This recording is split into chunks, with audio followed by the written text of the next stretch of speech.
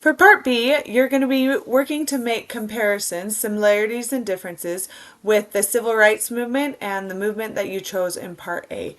So you're going to be using a graphic organizer for this. So I'm going to scroll down and show you. This is an example of the graphic organizer.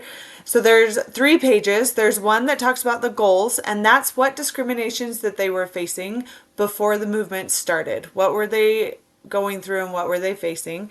The next page is the strategies they used. So what methods did they use to try and fight for their rights? And then the third page is the outcomes. So what changes were made because of the movements.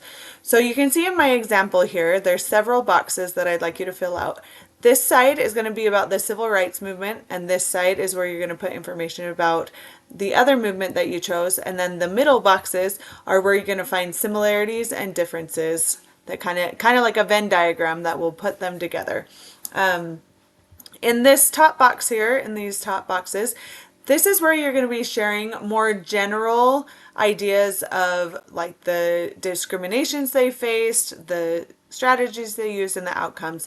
Just more, that's more of a giving a general overview of your understanding.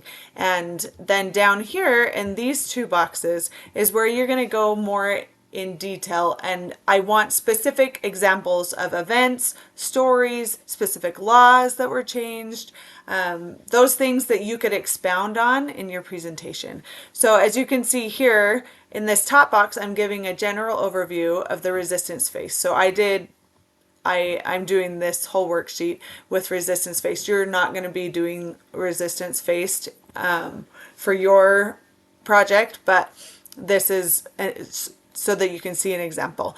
But this is a general overview. They faced lynchings and bombings, fire, like getting hosed down with fire hoses, the KKK. So this is just giving a general overview to show that I understand in general what they were facing. But down here, I'm giving specific events and stories that happened. So the Children's March, where the police had fire hoses and police dogs. The bombing of the 16th Street Baptist Church, where 4 people died.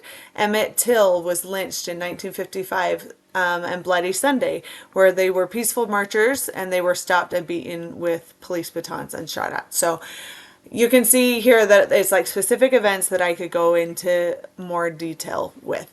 And that's what I'm looking for the outline that you'll want to do for both the civil rights movement and then the other movement, where you give a general overview and then more specific examples that you could go into more depth on with specific stories and things like that. So let me know if you have any questions. Thanks.